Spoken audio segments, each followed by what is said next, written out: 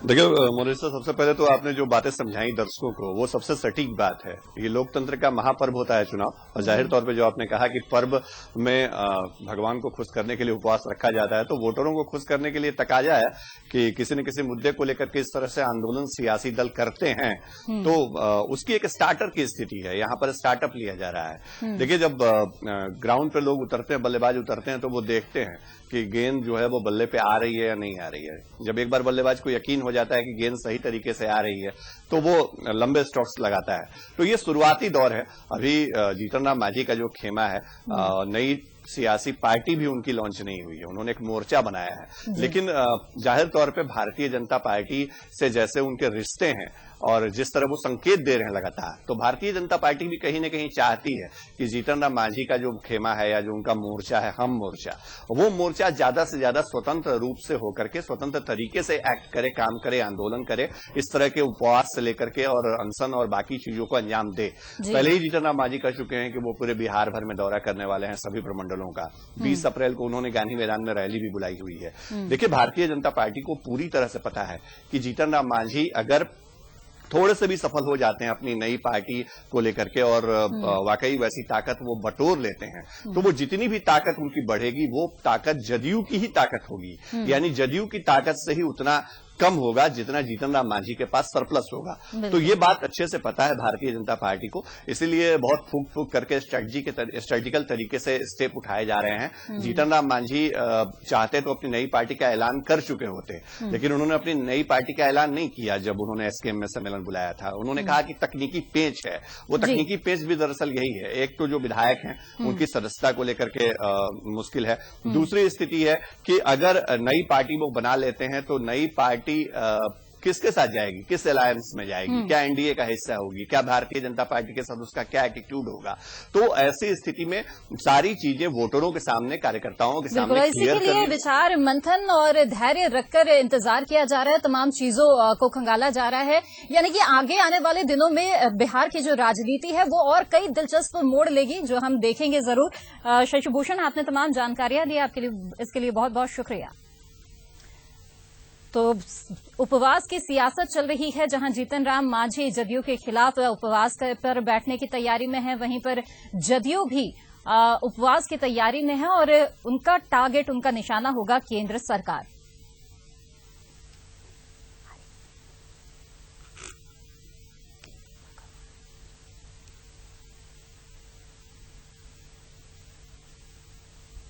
इसके साथ यहां रुकते हैं, छोटे से ब्रेक के लिए जल्द हाजिर होंगे, बने रहें हमारे साथ।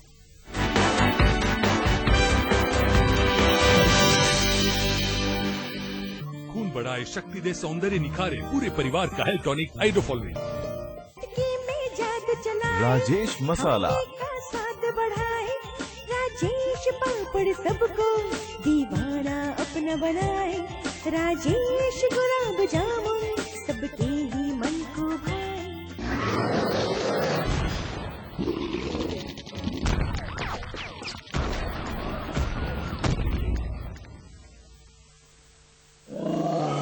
बांगड़ सीमेंट, सस्ता नहीं, सबसे अच्छा। अच्छा, वो दिखाइए ना, क्रीम वाली। अच्छा, हाँ, कितनी सुंदर है।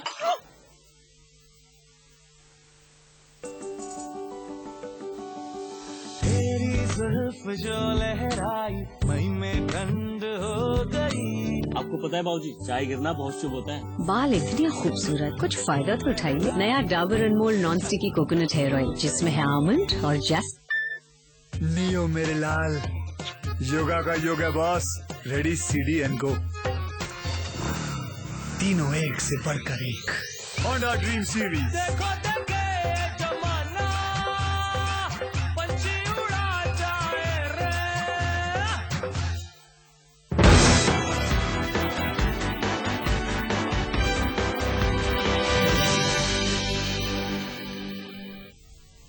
ब्रेक के बाद आपका फिर से स्वागत है। तो बिहार में उपवास की सियासत शुरू हो रही है और अब भला जदयू और मांझी खेमा अलग अलग मुद्दों को लेकर अगर उपवास करे और बीजेपी चुप बैठी रहे, ऐसा कैसे हो सकता है।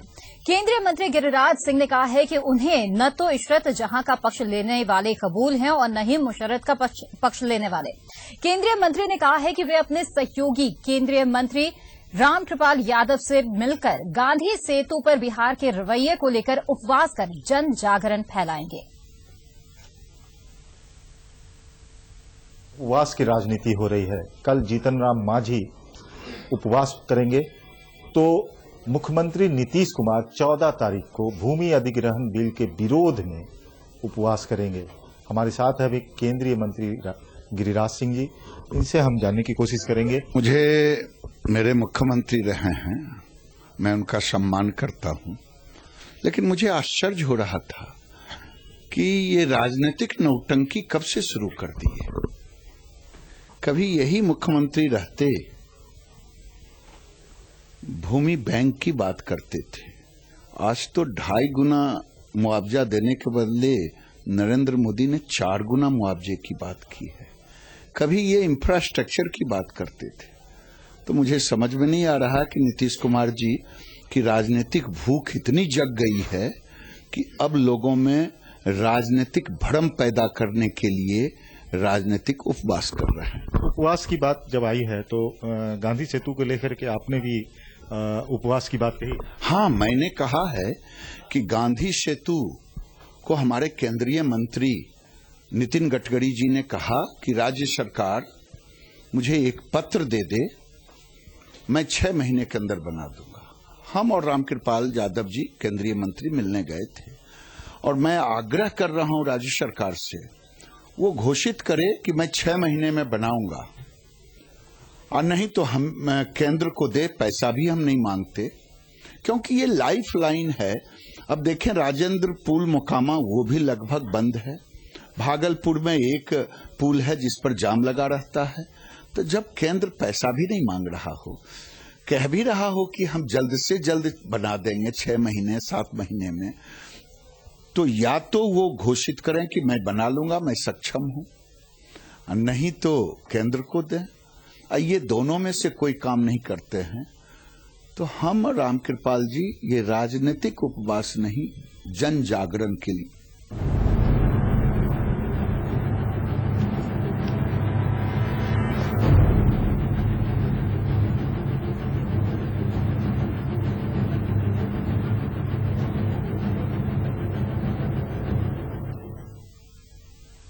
और फिलहाल वक्त एक और छोटे से ब्रेक का, बने रहें हमारे साथ।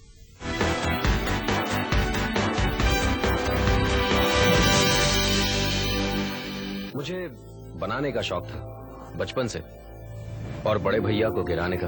ताकत नहीं थी ना, डरता था।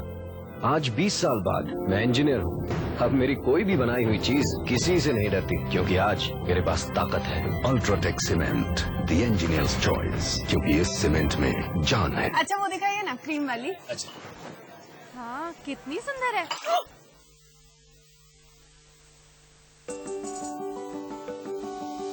तेरी जुल्फ जो लहराई मई में ठंड हो गई।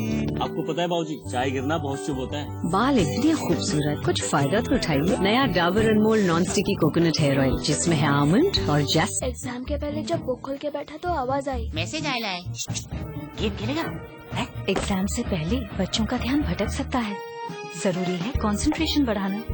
हर रोज हॉर्लिक्स। ये क्लिनिकली प्रमाणित है। हॉर्लिक्स पीने वाले बच्चों में पाया गया बेहतर अटेंशन और कंसंट्रेशन। एग्जाम्स आगे तो ध्यान न भागे।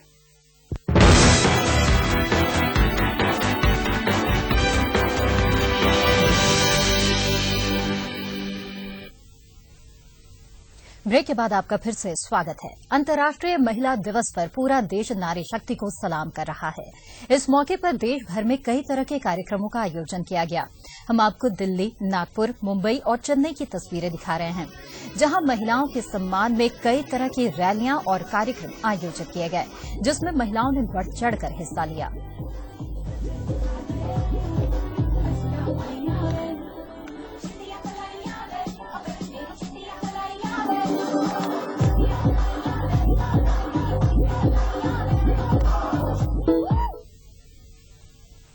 झारखंड के मुख्यमंत्री रघुवर दास ने लोहरदगा में आयोजित अंतर्राष्ट्रीय महिला दिवस के अवसर पर एक कार्यक्रम में हिस्सा लिया। आपको बता दें कि कुडू प्रखंड के चिरी मैदान में अंतर्राष्ट्रीय महिला दिवस पर भव्य कार्यक्रम का आयोजन किया गया, जिसमें मुख्यमंत्री बतौर मुख्य अतिथि शामिल हुए।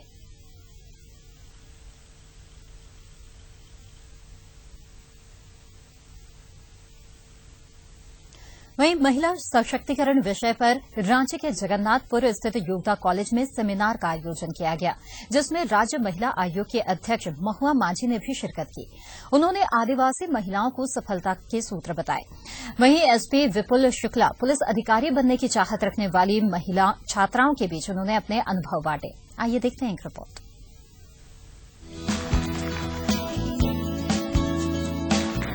आज अंतर्राष्ट्रीय महिला दिवस है। इस मौके पर राजधानी रांची समेत पूरे प्रदेश भर में कई कार्यक्रम आयोजित किए जा रहे हैं, मगर इन सबके बीच महिला सशक्तिकरण पर जगन्नाथपुर के योगदा कॉलेज में जिस तरह से कार्यक्रम का आयोजन हुआ, वो अपने आप में अनोखी पहल मानी जा सकती है। आदिवासी महिलाएं हैं, उनको विशेषज्ञों की सलाह दी जा रही है, जो अपने अपने क्षेत्र में विशेषज्ञ हैं। उनसे वो सवाल पूछ रही हैं कि आगे कैसे जीवन में आगे बढ़ा जाए। जो समस्याएं उनके लिए आ रही है, रोजगार की समस्या या शिक्षा की समस्या, तो उसमें उनको राय अगर मिल जाएगी विशेषज्ञों की तो आसानी होगी आगे बढ़ने। उन्होंने जाना आज की कैसे हम लोग किस बैकग्राउंड से आते हैं, कैसे हम लोग ने अपनी कैसे अटेम्प्ट किया, कैसे पुलिस में आए, पुलिस में आने के बाद क्या क्या समस्याएं होती हैं, as a male police officer, as a female police officer, वो इम्पोर्टेंट है।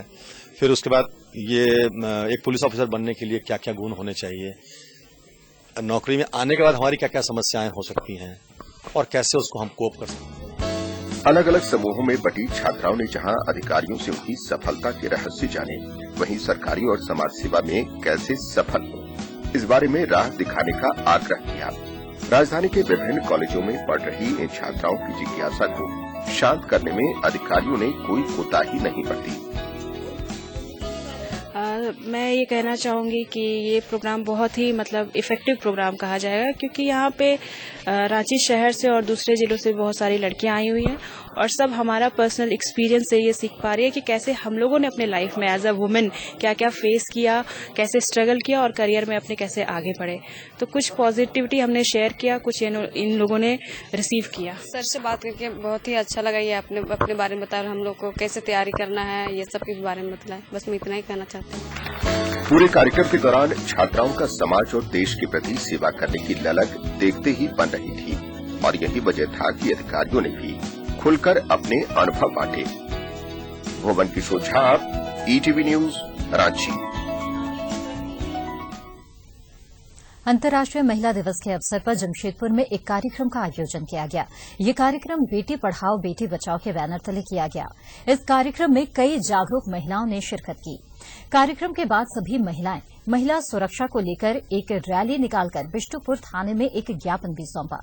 उनका कहना था कि बेटियों को पढ़ाना जरूरी है ताकि वे अपने पैरों पर खड़ी हो सकें।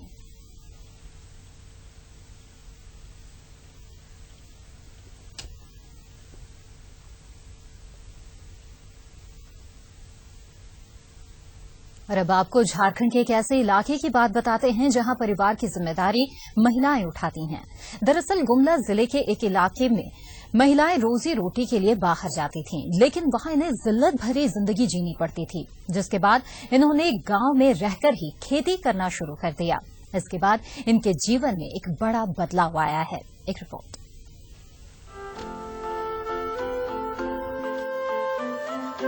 गुमला में महिलाओं ने अपनी तस्वीर को बदलने की दिशा में सार्थक पहल की है।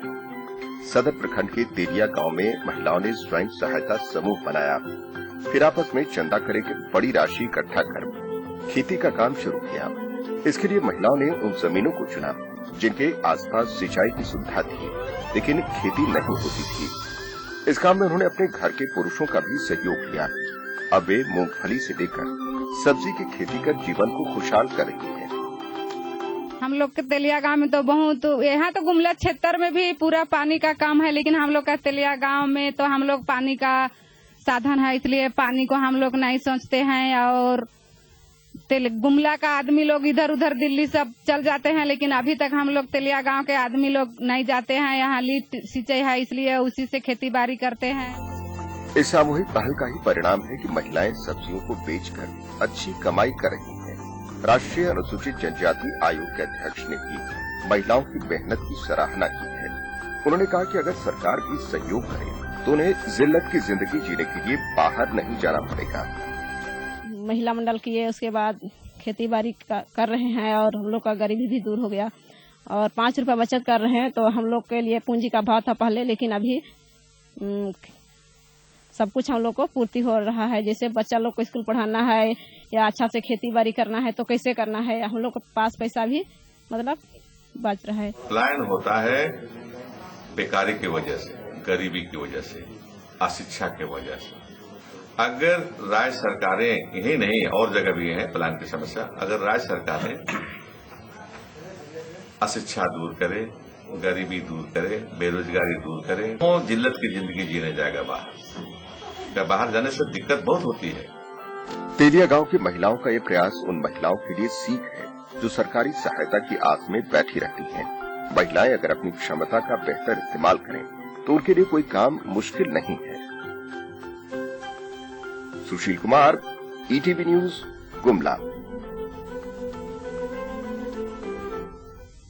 और अब बात बिहार की करें तो अंतर्राष्ट्रीय महिला दिवस पर समाज कल्याण विभाग की तरफ से पटना में एक कार्यक्रम का आयोजन हुआ, जिसका उद्घाटन मुख्यमंत्री नीतीश कुमार ने किया। कार्यक्रम में कई मंत्री और अधिकारी मौजूद रहे। इस दौरान कई महिलाओं को सम्मानित किया गया। वहीं नीतीश कुमार ने महिलाओं के लिए सरकार की तरफ से चलाई जा रही योजनाओं का जिक्र किया। और सिर्फ स्कूलों में लड़कियों की संख्या सिर्फ नहीं बढ़ी, उनके अरमानों को पंख लग गए। और यही नहीं, हमारे समाज की मानसिकता में बदलाव आया।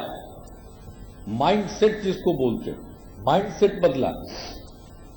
पहले किसी गांव में कोई लड़की अगर साइकिल चला दे तो फिर तो पूरे गांव के लोग इकट्ठा होकर के उसके पिता को, अभिभावक को घेर कर कहते कि अपनी बेटी को संभालो, हाथ से बाहर जा रही। यही मानसिकता थी और वो मानसिकता झटके में बदल गई। उसके अलावे बिहार जैसे राज्य के लिए ये स्वयं सहायता समूह का गठन, यह एक क्रांतिकारी काम है। 10 लाख समूह बनाने का लक्ष्य है, यानी लगभग 1.5 करोड़ महिलाएं जुड़ेगी, मतलब 1.5 करोड़ परिवार जुड़ेंगे। उनकी आमदनी बढ़ेगी, उनकी चेतना ज्यादा बढ़ती है, वो सब चीजों को जानती हैं, कोई ठग नहीं पाएगा। आज अंतर्राष्ट्रीय महिला दिवस है और इस मौके पर मुख्यमंत्री नीतीश कुमार ने महिला सशक्तिकरण के लिए उठाए गए तमाम कदमों की न सिर्फ जानकारी दी, बल्कि उन महिलाओं को भी सम्मानित किया जिन्होंने अपने सपने को हौसले का पंख देकर उसे साकार किया। आज हम बात उन महिलाओं के हौसले की कहानी भी देखेंगे जिन्होंने तमाम बाधाओं को पार करते हुए वो मुकाम हासिल किया जिसके बारे में उन्हें कभी खुद भी यकीन नहीं था। देखिए अंतर्राष्ट्रीय महिला दिवस पर हमारी ये खास पेशकश।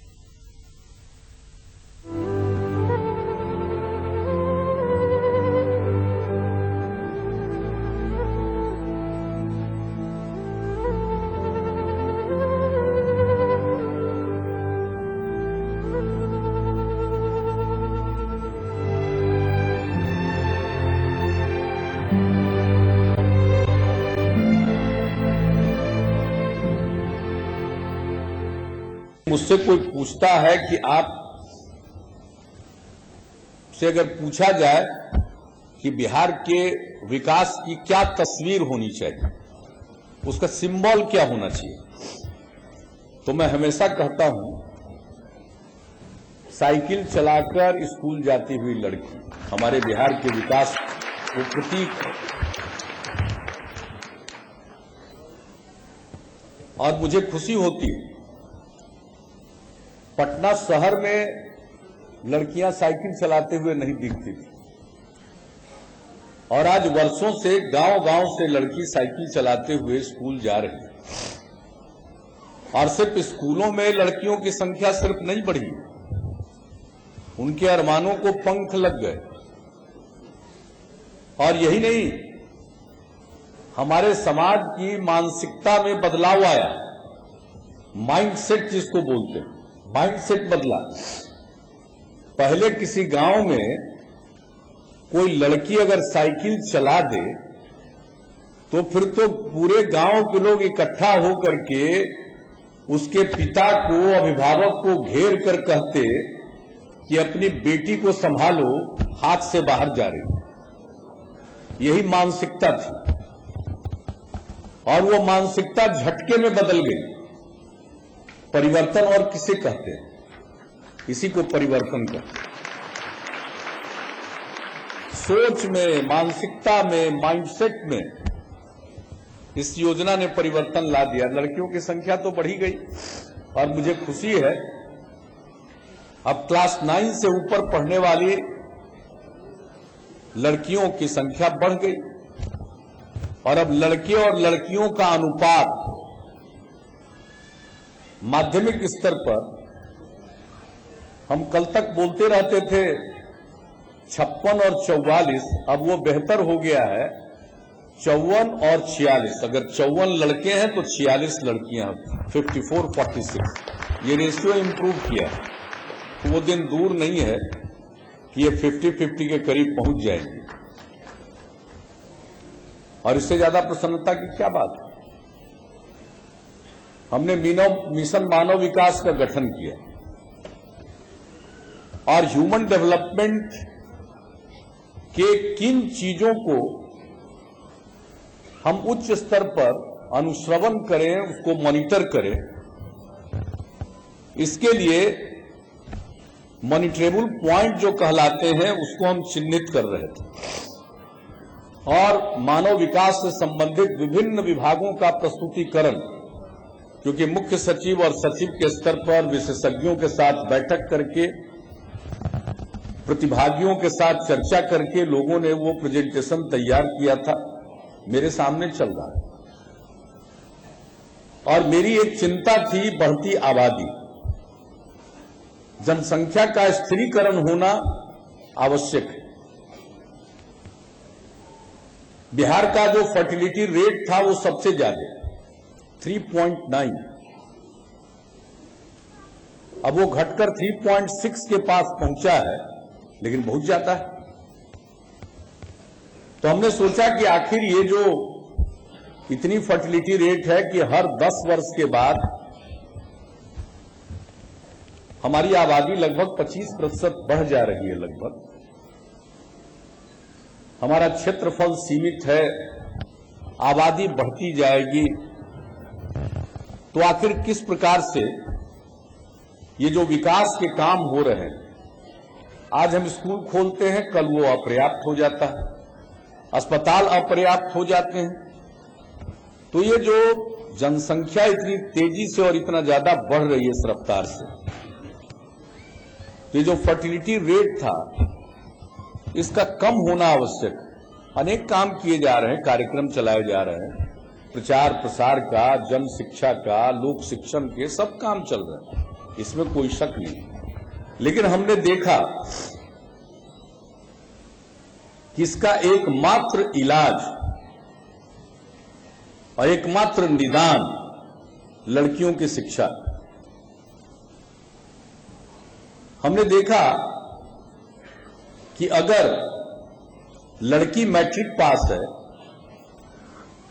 तो उस कपल का पूरे देश में फर्टिलिटी रेट 2 है और बिहार में भी मैट्रिक पास लड़कियों का हम देखें तो फर्टिलिटी रेट 2, प्रजनन दर 2, यानी मैट्रिक पास लड़कियों का देश में जितना है उतना बिहार में भी है। और जब +2 पास 12वीं कक्षा पास लड़कियों का हमने देखा तो आंकड़े बताते हैं कि पूरे देश में औसत प्रजनन दर 1.7 है और बिहार में वह 1.6 है, यानी राष्ट्रीय औसत से भी बेहतर है। तो हमने कहा कि मुझे रास्ता मिल गया, निदान हम लोगों ने ढूंढ लिया। अगर हम सब लड़की को +2 स्तर तक की शिक्षा दे दें तो प्रजनन दर हमारा घटेगा, जनसंख्या का स्थिरीकरण होगा और 30-40 वर्षों के बाद इसमें धीरे धीरे डाउनवर्ड ट्रेंड, नीचे की ओर जाने लगेगा। तो ये सबसे बड़ा उपाय है। और दूसरी बात है शिक्षा से। फर्टिलिटी रेट का ही सिर्फ फायदा नहीं है, बल्कि शिक्षा से इस बात का भी फायदा है, ये जो भ्रूण हत्या होती है ये भ्रूण हत्या के लिए कोई महिला तैयार नहीं होगी अगर पढ़ लिख लेगी तो। और तीसरी बात, ये बाल विवाह, ये तो बहुत बड़ी कुरीति है, बीमारी है।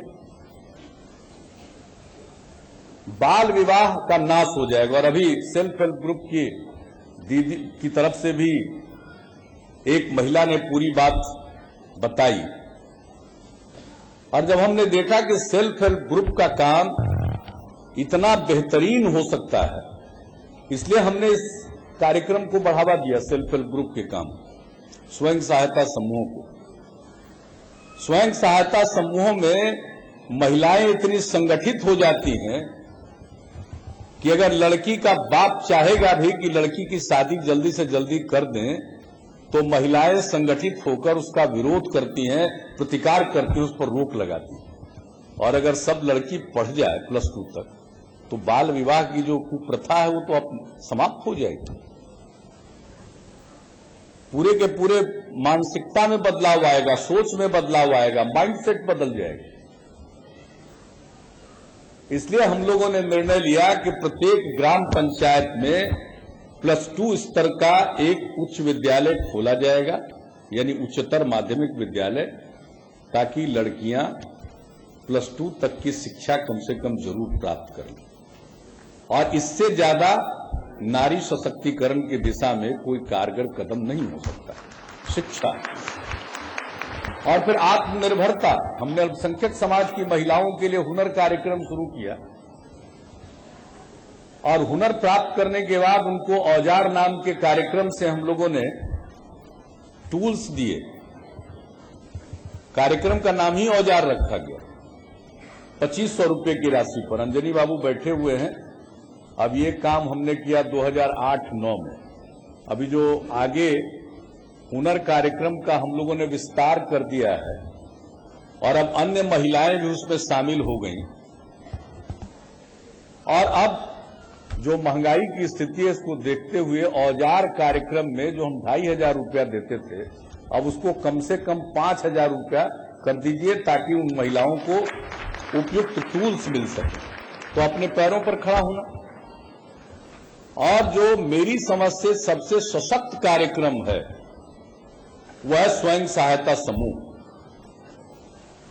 अभी एक दीदी बता रही थी कि किस प्रकार से उन्होंने हमको बतलाया सारी बातों को। हम इसी तरह से, चाहे वो मुजफ्फरपुर हो, गया हो, पूर्णिया हो, लेसी सिंह है पूर्णिया की समाज कल्याण मंत्री, पूर्णिया में एक नहीं अनेकों बार जाकर स्वयं सहायता समूह की महिलाओं के साथ बैठकर हमने चर्चा की, उन लोगों की बात हमने सुनी।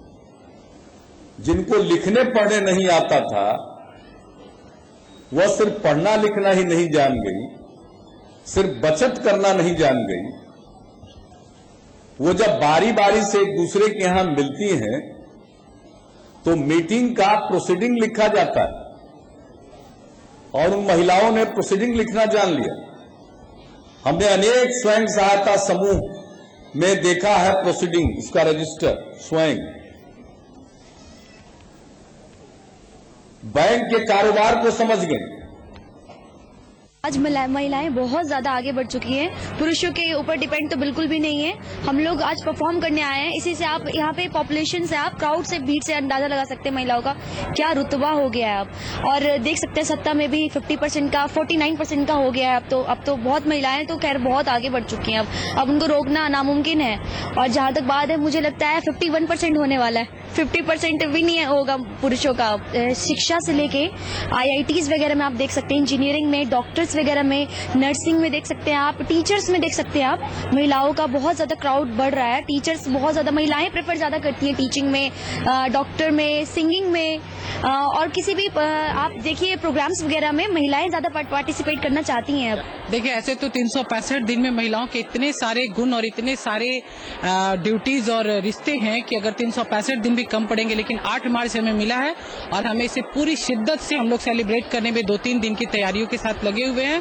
और बहुत सारी, ढेर सारी महिलाएं भी आ रही हैं, और हम लोग बहुत बहुत मस्ती करने वाले हैं आज, और बहुत सारे अनाउंसमेंट, बहुत सारे अवार्ड्स मिलने वाले हैं महिलाओं को। तो इसलिए हम लोग पूरी शिद्दत से इसको सेलिब्रेट कर रहे हैं। देखिए, महिलाओं